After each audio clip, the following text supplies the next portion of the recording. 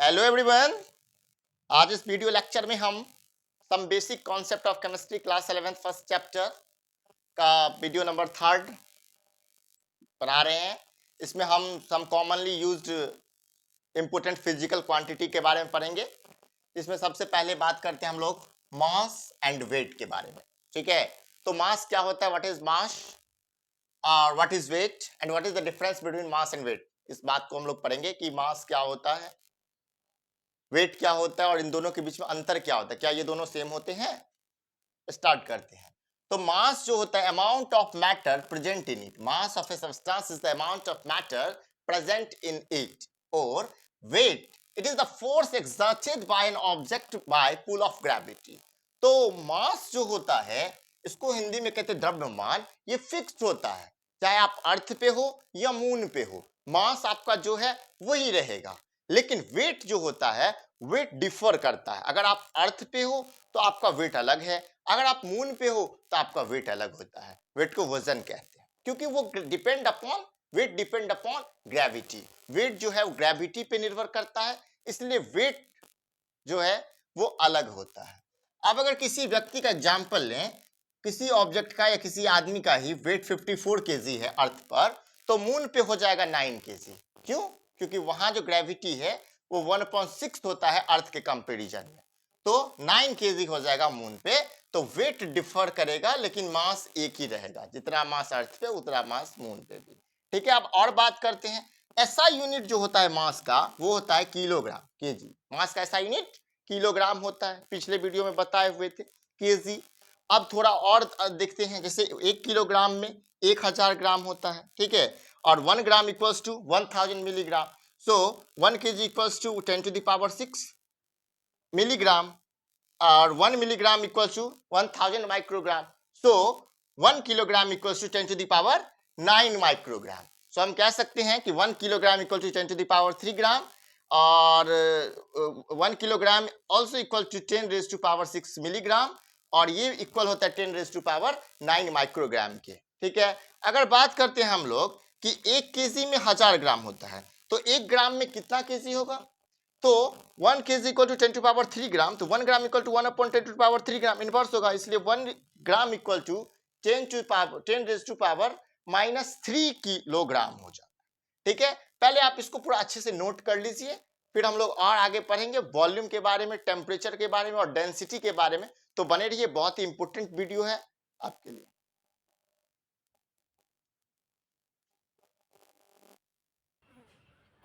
अब देखते हैं वॉल्यूम के बारे में। तो वॉल्यूम क्या है? Volume is the amount of space occupied by an object. Volume जो होता है amount of space occupied by an object.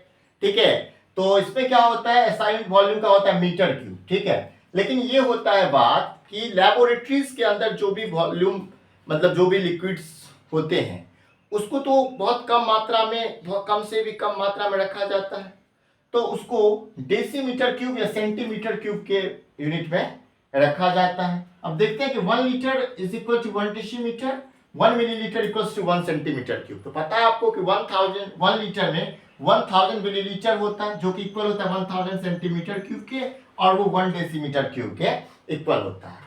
अब जो आपको लेबोरेटरीज के अंदर केमिस्ट्री लैब में जाके देखोगे तो जो अपार्टस रिक्वायर्ड होता है वो आपका graduated cylinder, pipette, burette, volumetric flask, ये सब आप देखोगे बुक में दिया हुआ है, एनसीईआरटी बुक में सबका फिगर दिया हुआ है, अच्छे से देख लीजिएगा। तो उसमें क्या होता है, तो कम कम मात्रा में जो है वो लिक्विड्स होते हैं, क्योंकि उस लिक्विड का यूज बहुत ही अच्छे से किया, मतलब उसको आप यूजलेस गिरा से नहीं सकते हो। जैसे हम लोग मिल्क को मेजर कर लेते हैं लोटा में भी, ठीक है, या किसी दूसरे कंटेनर में जिससे हम लोग लीटर मिलीलीटर मेजर करते हैं। अब लिक्विड को तो किलोग्राम ग्राम में मेजर करेंगे नहीं, सॉलिड को करते हैं, तो उसके लिए ये सब अपार्टस होता है। उसके बाद बात करते हैं डेंसिटी। डेंसिटी क्या है? तो डेंसिटी होता है amount of substance per unit volume, यानी कि मास अपन वॉल्यूम। डेंसिटी का फॉर्मूला क्या होता है? मास अपन वॉल्यूम। तो अब अगर मास अपन वॉल्यूम फॉर्मूला है तो इसका ऐसा यूनिट भी होगा कुछ।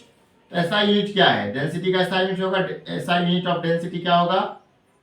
अब ये तो फंडामेंटल यूनिट है नहीं, 7 को जो लिखाए थे, जो आप डायरेक्ट पता हो, तो इसको तो डिराइव करना पड़ेगा। तो मास का यूनिट होता है किलोग्राम। क्या होता है मास का यूनिट? किलोग्राम। और वॉल्यूम का क्या होता है अभी पता है? Metre cube. तो क्या होगा, इसका यूनिट होगा किलोग्राम पर मीटर क्यूब। ठीक है, अब इतना ये तो ज्यादा हो जाता है, तो इसको और अगर स्मॉलर यूनिट में लिखते हैं हम लोग तो ऐसे भी लिख सकते हैं ग्राम पर सेंटीमीटर क्यूब। किलोग्राम का स्मॉलर यूनिट, केजी का स्मॉलर यूनिट होगा ग्राम, और मीटर का हो जाएगा सेंटीमीटर, तो ग्राम पर सेंटीमीटर क्यूब भी हम लोग कह सकते हैं। और केमिस्ट्री में ज्यादातर इसी का यूज किया जाता है।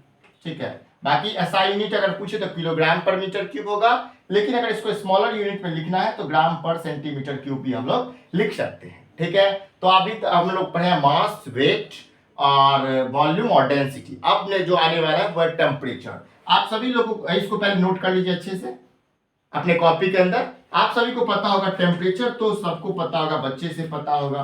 टेम्परेचर निकालना भी जानते होंगे बहुत ही अच्छे से। टेम्परेचर के अलग अलग स्केल्स पे, जैसे degree Celsius, degree Fahrenheit, kelvin scale, सब कुछ पता ही होगा। फिर भी हम आपको बता देते हैं अच्छे से टेम्परेचर के बारे में। तो टेम्परेचर क्या है, टेम्परेचर क्या होता है, ठीक है ना। तो it is a degree of, temperature क्या होता है, डिग्री ऑफ हॉटनेस और कोल्डनेस ऑफ एन ऑब्जेक्ट। ठीक है, सबसे पहले देखते हैं टेम्परेचर क्या है। टेम्परेचर है, it is degree, it is degree of hotness और कोल्डनेस ऑफ एन ऑब्जेक्ट। ठीक है, it is the degree of hotness और कोल्डनेस ऑफ एन ऑब्जेक्ट। किसी ऑब्जेक्ट में क्या मतलब कितना गर्म है, कितना ठंडा है, वो हमें पता कैसे चलता है, टेम्परेचर से। हम देखते हैं कि टेम्परेचर है 50 डिग्री सेल्सियस, तो हमें पता चल जाता है कि बहुत गर्म होगा। पता चलता है कि माइनस में टेम्परेचर है, पता चलता है बहुत ठंडा होगा।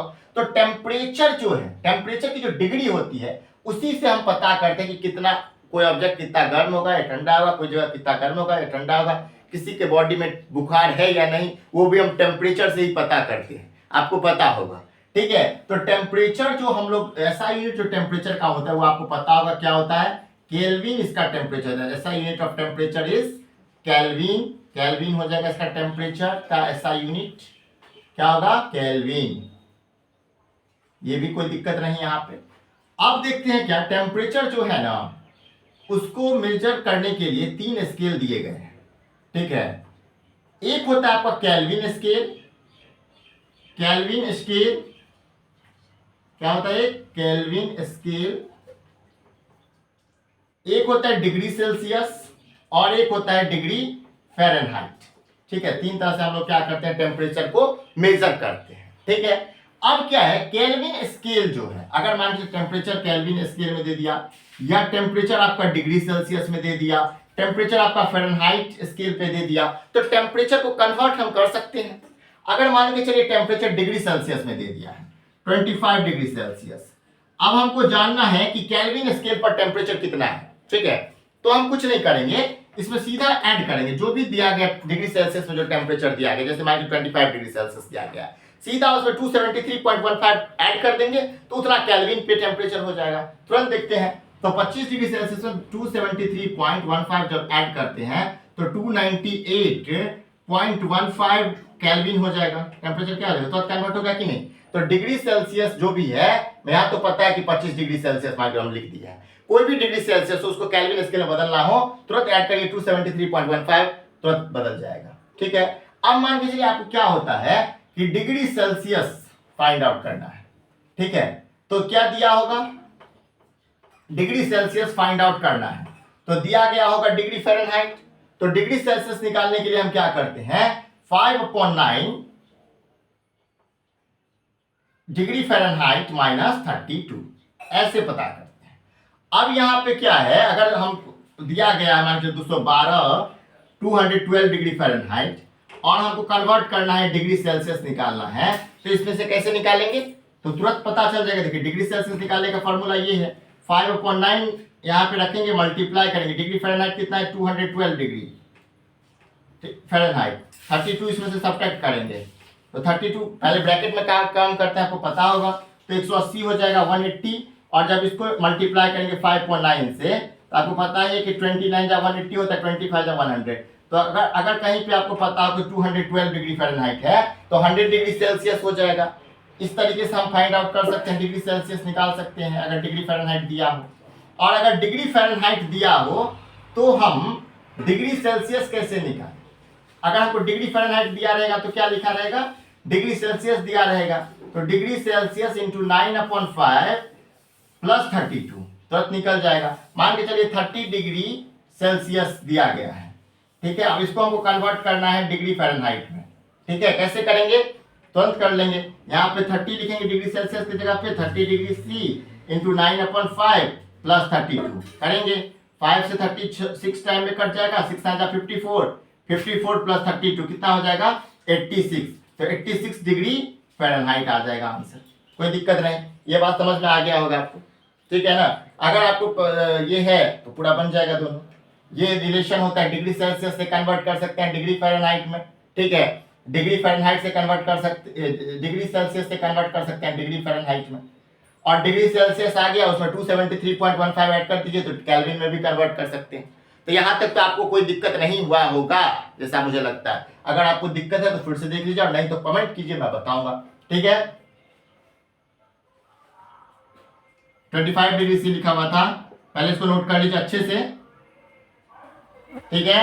अब हम बात करते हैं एक क्वेश्चन से, इंपोर्टेंट क्वेश्चन है जिसमें पूछा के जाता है, कभी कभी बोर्ड एग्जाम में आ जाता है तो उसको करते ही चलेंगे। जो भी टॉपिक हम लोग स्टार्ट करेंगे उसका पूरा एकदम एंड तक जाएंगे, ठीक है। जैसे एक क्वेश्चन है, बहुत इंपॉर्टेंट फेमस क्वेश्चन है कि एट व्हाट टेम्परेचर, क्या क्वेश्चन है, एट व्हाट टेम्परेचर, कितने टेम्परेचर पर, एट व्हाट टेम्परेचर